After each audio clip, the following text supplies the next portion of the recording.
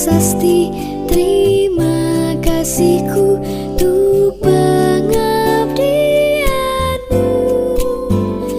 Engkau bagai pelita dalam kegelapan. Engkau laksana embun penyejuk dalam kehausan. Engkau patriot, pahlawan bangsa tanpa tanda jasa. Assalamualaikum warahmatullahi wabarakatuh. SMP Negeri 2 Parindo saat ini memakai kurikulum 2013, di mana kurikulum 2013 menekankan kepada para peserta didik untuk lebih aktif di dalam mengikuti proses pembelajaran. Nah, saat ini musim COVID-19, pembelajaran dilakukan dengan PDR atau PJJ. Oleh karena itu, kami harap peran serta orang tua dalam membimbing anak-anak kita dalam melakukan pembelajaran di rumah itu lebih baik lagi.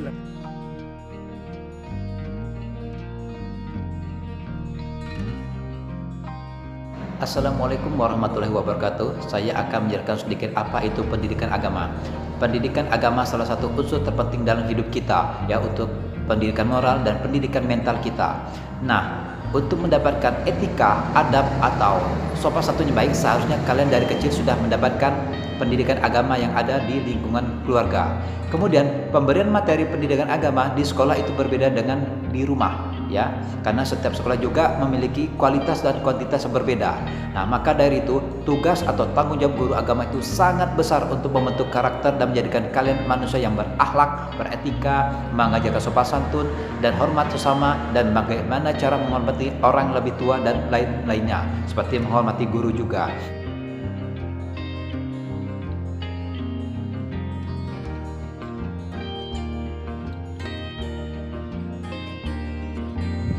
Assalamualaikum warahmatullahi wabarakatuh. Salam sehat bagi kita semua. Mengingat kondisi bangsa kita yang sedang dilanda oleh wabah COVID-19, kesadaran berbangsa dan bernegara menurun. Oleh karena itu, diperlukan kesadaran dalam berbangsa dan bernegara.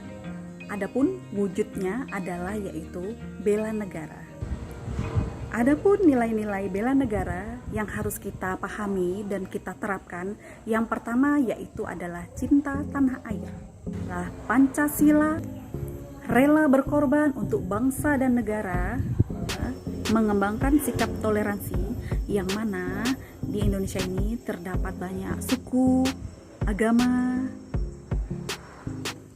kita harus memiliki rasa senasib sepenanggungan sebagai satu bangsa dan satu negara, yaitu bangsa Indonesia. Wujud dalam kehidupan sekolah yaitu melaksanakan upacara bendera, mengkaitkan materi pelajaran dengan nilai-nilai perjuangan, dan juga belajar dengan sungguh-sungguh, sepenuh hati dan penuh tanggung jawab. Baik, demikian materi kesadaran berbangsa dan bernegara dari saya. Saya akhiri, wabillahi taufik wal hidayah. Wassalamualaikum warahmatullahi wabarakatuh. See ya.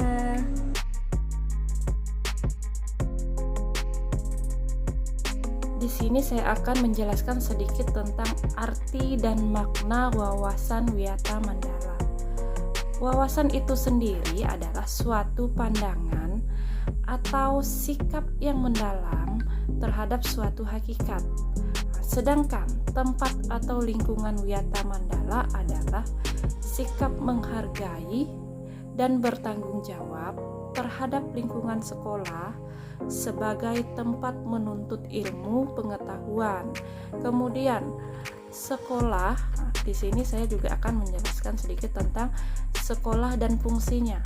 Sekolah itu sendiri merupakan tempat penyelenggaraan proses belajar mengajar yang menanamkan dan mengembangkan berbagai nilai ilmu pengetahuan, teknologi, dan keterampilan. Sedangkan fungsi dari sekolah itu sendiri adalah sebagai tempat masyarakat belajar.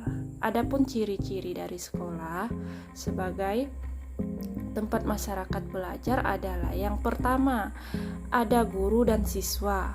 Timbulnya proses belajar mengajar yang tertib.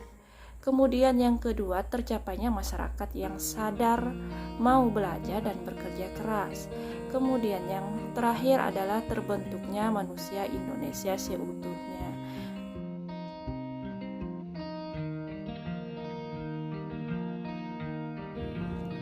Cara belajar efektif merupakan suatu proses belajar berhasil guna, di mana kalian mampu untuk memahami, tekun, cerdas, dan dapat meningkatkan kualitas diri masing-masing.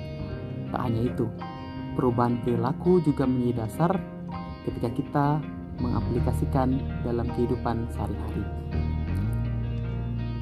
Nah, untuk mencapai proses belajar, ada beberapa tips yang bisa saya sampaikan atau saya bagikan ke kalian. Yang pertama, silahkan belajar secara berkelompok. Yang kedua, buatlah catatan-catatan singkat ataupun poin-poin penting ketika kalian melakukan proses pembelajaran bersama para guru. Yang ketiga, buatlah perencanaan pembelajaran agar dapat tertata dengan rapi. Yang keempat, disiplin, serius, dan tekun dalam belajar. Selanjutnya yang kelima, aktif ketika bertanya dan ditanya pada saat proses pembelajaran berlangsung. Dan yang terakhir, tips dari saya adalah kerjakanlah tugas sebaik mungkin, jujur, dan kumpulkan tepat waktu sesuai jadwal yang telah diberikan oleh guru masing-masing. Peserta didik yang Bapak banggakan, di masa pandemi COVID-19 seperti sekarang ini, kita diminta untuk tidak melakukan proses pembelajaran secara langsung. Bapak Bupati meminta kita untuk tetap belajar di rumah masing-masing. Nah, untuk itu kalian diminta untuk melakukan beberapa persiapan. Contohnya, silahkan kalian menggunakan Android dengan baik. Saya yakin bahwa orang tuanya sudah mempersiapkan itu untuk kalian semua.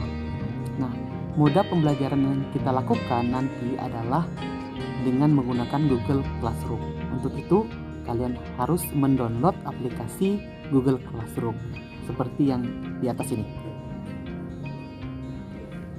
Kedua, kalian juga harus menyiapkan atau mendownload satu aplikasi lagi, yaitu aplikasi Google Meet seperti ini.